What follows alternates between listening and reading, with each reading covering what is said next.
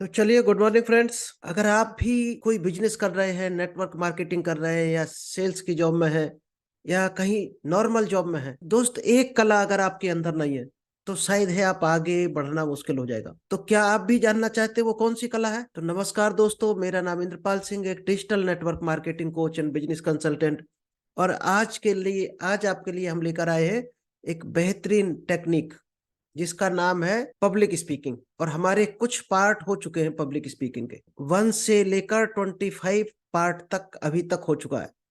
अगर आपने नहीं देखा है अभी तक, या कोई पार्ट मिस हुआ है, तो जल्दी से इस यूट्यूब चैनल को सब्सक्राइब कर लीजिएगा, जिससे आपको पिछले सारे सेशन कवर हो सके और आप समझ सको, और पब्लिक स्पीकिंग की ताकत को समझकर आप आगे बढ़ सको लाइफ में। तो चलिए, विदाउट डिले हम आज पार्ट शेयर करते हैं आपको, पार्ट 26। उससे पहले कुछ आपको हम रिक्वेस्ट करना चाहेंगे। अगर आप सीरियसली हैं इस बिजनेस को देखने के लिए, डायरेक्ट सेलिंग को या सेल्स को, या लाइव में आगे बढ़ना चाहते हैं, और इस सेशन को आप पूरा अटेंड करना चाहते हैं, तो आपसे 2-3 चीजें रहेंगी।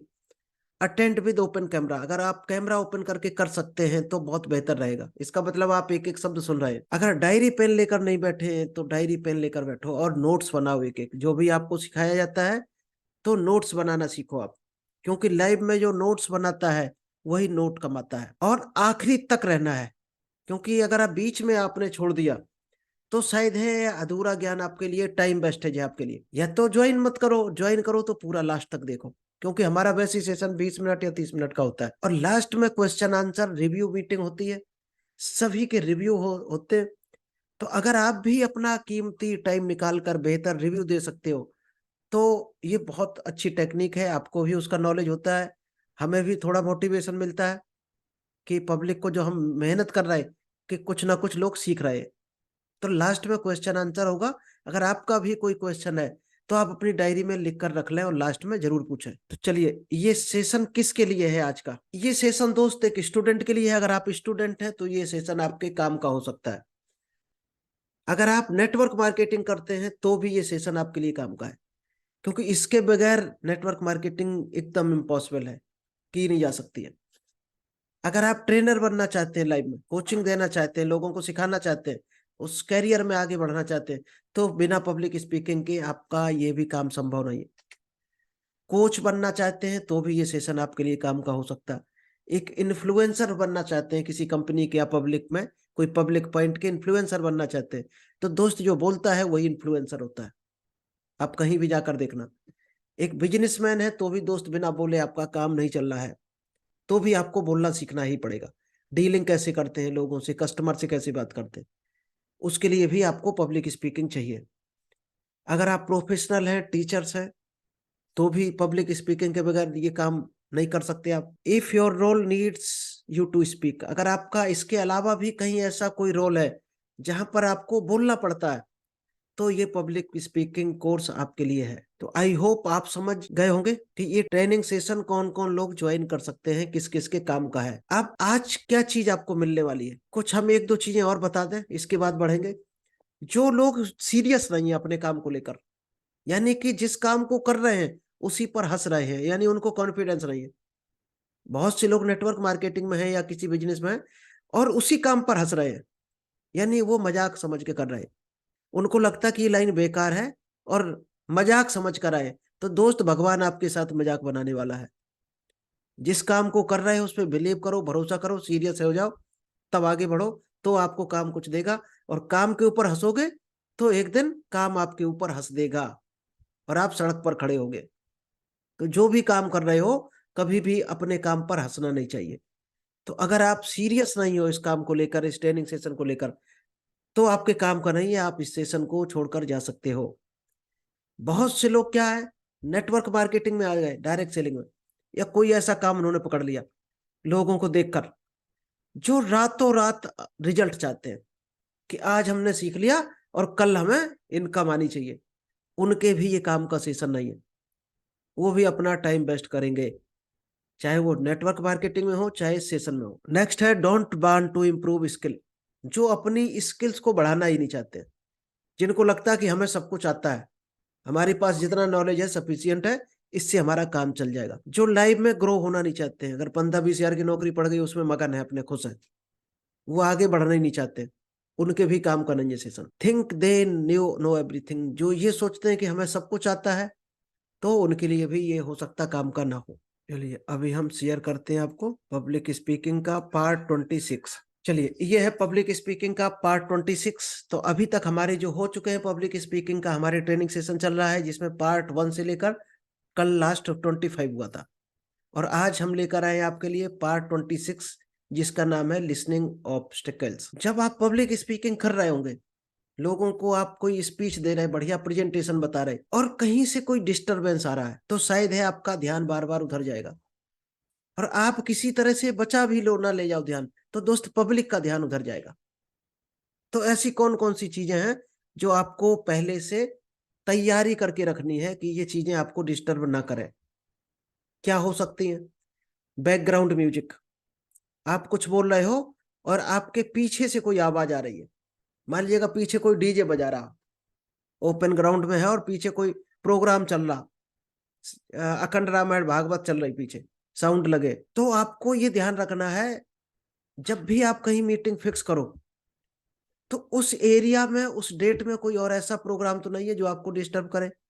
अगर ऐसा है तो अपने प्रोग्राम को आगे पीछे सेट करना है। या कई आपने हॉल ऐसा देखा है किसी होटल में जहां पीछे रोड चल रही है, और रोड पर दोस्त जो भी निकलेगा तो हॉर्न बजाकर निकलेगा, कोई ट्रक आएगा, कोई कार आएगी, बस आएगी, तो उनकी हॉर्न बज रहे हैं, गाड़ियों की आवाजें आ रही है। कहीं ऐसी जगह तो हॉल नहीं है आपका जिसके दाएं बाएं से रेलवे लाइन निकल रही हो, तो बार बार रेलवे लाइन की, ट्रेन की साउंड की आवाज आएगी, ट्रेन का साउंड आपको डिस्टर्ब करेगा, बार बार पब्लिक को भी करेगा, तो ऐसी जगह नहीं होनी चाहिए। लाइटिंग देखना है नेक्स्ट नंबर, कहीं ऐसा तो नहीं है कि आपके स्टेज पर लाइट इतनी कम है कि पीछे लोगों को आपका चेहरा ही नहीं दिख रहा, या आपको पीछे की ऑडियंस नहीं दिखाई दे रही, तो लाइट का आपको एक दिन पहले ये सारी तैयारी करनी है, एक दिन पहले, 7 दिन 15 दिन पहले ये सारी तैयारियां करनी है। जब भी आपका प्रोग्राम, पीछे की लाइट देखनी है कि पीछे के लोग आपको नजर आने चाहिए। हॉल टेम्परेचर, कई बार आपने क्या मीटिंग मई जून में रख दी, अब वहां दोस्त टेम्परेचर है 36 35 40, अब लोग आपको सुनेंगे कि पसीना पहुंचेंगे, और आप भी बोलने में परेशान हो जाओगे, पसीने में नहा जाओगे आप, तो टेम्परेचर भी आपको देखना है, एक दिन पहले जाकर चेक करना है। कोई कह भी दे, अगर होटल वाला हो सकता है आपसे कह दे नहीं आपको बढ़िया टेम्परेचर मिलेगा 22, और अगले दिन पहुंचे उसका एसी खराब, आप क्या करोगे? लोग भी आ गए, अब तो भगा नहीं सकते आप लोगों को, तो बेहतर है कि आप एक दिन पहले चेक कर लो, कोई गड़बड़ हुआ तो आप चेंज कर सकते हो। नेक्स्ट है, जब भी कोई प्रोग्राम होता है, देखा होगा अपने बच्चों के एग्जाम होते हैं तो रात रात भर सो नहीं पाते हैं, और इसी चक्कर में उनका एग्जाम खराब हो जाता है। तो आप अगर कल को कोई प्रोग्राम करने जा रहे हो, तो दोस्त उससे पहले 7 8 घंटा प्रॉपर नींद लेना है आप, तो आप फ्रेश होगे एकदम, आपका शरीर एक्टिव रहेगा। फीलिंग हंग्री, कई बार ऐसा होगा कि बोलते बोलते आपको भूख लग रही है, तो वहां भी आपको ध्यान देना है कि आपको लाइट फूड लेना है, लिक्विड लेना है, और पानी आप कोशिश करो पास में रखो अपने, क्योंकि ज्यादा खा लिया तो भी आप हाँफने लगोगे, तो आपको बहुत ज्यादा खाना नहीं खाना है। नेक्स्ट है डिसऑर्गेनाइज्ड, आपका जो स्टेज है, आपके जो सिस्टम है पूरे, आपकी जो ऑडियंस कैसे सिटिंग कंडीशन क्या है उनकी, सारा का सारा ऑर्गेनाइज होना चाहिए। मान लीजिएगा आपने रखा है कि लेडीज एक तरफ रहेगी, जेंट्स एक तरफ, आपने मिक्स कर दिया तो हो सकता है आपको डिस्टरबेंस हो, तो एक साइड रखो। आपको साउंड किधर लगाना है, माइक किधर रखना, पोडियम किधर रखना है, चढ़ने का उतरने का इंतजाम किधर करना है, ये सारी चीजें आपको ऑर्गेनाइज होनी चाहिए। कब आपको क्या चीज पड़ेगी, 15 मिनट बोलने के बाद आपको कौन सी चीज की जरूरत पड़ेगी, आपको बीच में क्या टैबलेट की जरूरत पड़ेगी, टैबलेट और राइटिंग पेन जो आता है, क्या जरूरत पड़ेगी, तो अपने पास में पहले से रख लो कि हमें इतने टाइम के बाद जरूरत पड़ेगी। पानी क्या जरूरत पड़ेगा, तो अपनी बोतल साथ में रखो। डोंट मल्टीटास्क, कई बार हमने देखा है बहुत से लोग समझाते भी जा रहे और साथ में डायरी में लिखते भी जा रहे, समझाते जा रहे कुछ और दूसरा काम हाथों से कर रहे, ये काम करोगे दोस्त तो रिजल्ट नहीं आएगा। आज लोग तितर बितर क्यों है आज के जमाने में, आपने बहुत से लोगों को देखा होगा, आपने कई लोगों को देखा होगा, कई बच्चों को देखा होगा, आज तैयारी कर रहे हैं किसकी, बैंकिंग की तैयारी की कोचिंग करने लगे, आईएएस की करने लगे, पीसीएस की करने लगे, एनडीए की, मतलब एक तैयारी कर रहे हैं, कोचिंग कर रहे हैं, ठीक, और साथ में एक फॉर्म डाल रहे हैं क्या, कि साथ ही साथ हम बीटीसी कर लें। बहुत से लोगों को देखा होगा पीसीएम से 12th किया, ग्रेजुएशन कर रहे हैं, अब साइड में एक फार्म और डाल दिया, लाइन एक तरफ कंप्यूटर लेके चल रहा है और दूसरी तरफ लाइन डाल दिया कि बायो से कर लेना। अब सोचो दोस्त उनका दिमाग क्या कर रहा होगा, एक साथ में बीटीसी भी चला दी। टोटली दोस्त कंफ्यूज है वो आदमी, ऐसा शायद है कहीं पहुंच जाए। 99% चांस है वो धक्के खाएगा। क्यों खाएगा, कारण हम बता दें। आपने अपनी एनर्जी टाइम कहाँ लगा दिया। तैयारी आप कर रहे हैं आईएएस की, सीपीएमटी की, किसी एक चीज की, एक टारगेट उधर बना लिया, और दूसरे आप बायो से बीएससी करने लगे, और एक साइड आप बीटीसी का फॉर्म भी डाल दिया, उधर भी आप डिस्टर्ब हो रहे हैं, बार बार एग्जाम हो रहा, कभी स्कूल जाना कभी कुछ। तो आपका आने जाने में टाइम वेस्ट हो रहा, पैसा आपका वेस्ट हो रहा, और पढ़ाई में भी आपकी एनर्जी लगेगी, टाइम भी देना पड़ेगा। अब जो आईएएस की तैयारी आप भी कर रहे हैं और साथ में बच्चे भी कर रहे हैं, जो प्रॉपर उसी की तैयारी कर रहे हैं, वो दोस्त महीने में, एक दिन में अगर 6 घंटे लगा रहा, या महीने में मान लीजिएगा 8 घंटे पर डे के हिसाब से, 8 या 24, 250 घंटे अगर पढ़ाई कर रहा, मेहनत कर रहा, और आपने 50 घंटे कहाँ लगा दिए, बीएससी बायो, बीटीसी या बीएड, उसमें आपने लगा दिया 2-2 घंटे पर डे। तो आपके पास कितना घंटा बचा, 6 घंटा या 5 घंटा मान लीजिएगा। अब वो पढ़ाई कर रहा है 250 घंटा एक बच्चा, और आप कर रहे 200 घंटा। दोस्त कितना भी आपका हाई माइंड बना रहे, आप उसको आगे नहीं निकल सकते उससे। तो सीधी सी बात है कि इस कंपटीशन में उसके ज्यादा चांस है निकलने के। अब आपका उधर का भी गया कैरियर, और इधर भी बीटीसी तो आपने वैसे मनोरंजन में की थी। जो प्रॉपर बीटीसी कर रहा है वो ज्यादा अच्छा आगे निकलेगा, या आप निकलोगे। तो यहाँ भी आपने रैंक खराब कर दी। तो जिस काम को भी करो, प्रॉपर करो, मल्टीटास्किंग मत करो। एक काम को पहले पूरा कंप्लीट करो, फिर दूसरा पकड़ो। पहली चीज तो लाइफ में कभी टारगेट ही ना बनाओ मल्टीटास्किंग।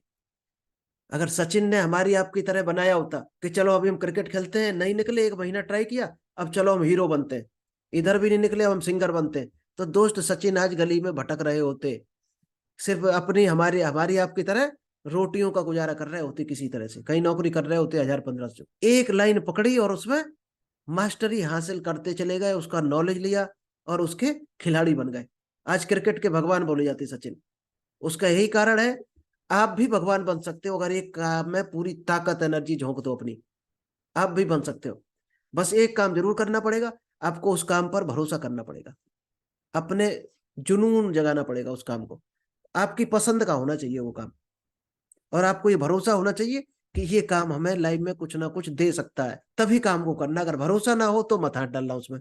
इसलिए हम डायरेक्ट सेलिंग में सभी से कहते हैं कि 1% भी आपको डाउट है तो मत करना, इस काम को हाथ मत डालना, आप फेल हो गए, गारंटी है। पूरा बिलीव हो जाए, आपको लगे ये लाइन अच्छी है, नॉलेज देने वाली है, आपको आगे बढ़ाने वाली है, आपको इनकम कराने वाली है, तो इसमें कूदो, वरना टाइम बर्बाद मत करो। चलिए अभी हम आलोक जी को इनवाइट करेंगे, जो आपको एक ट्रेनिंग सेशन देने वाले हैं आज आप। हेलो। जी आलोक जी। 25 अच्छा बोलने के लिए अच्छा सुनना चाहिए। 90% की डिग्री के साथ सुनना चाहिए। यदि आप अपने अपने दर्शकों से कोई प्रश्न है करते हैं, पूछना चाहिए। उस समय अपनी बॉडी लैंग्वेज बनाए रखना चाहिए। पूर्व संध्या संपर्क में रहना चाहिए।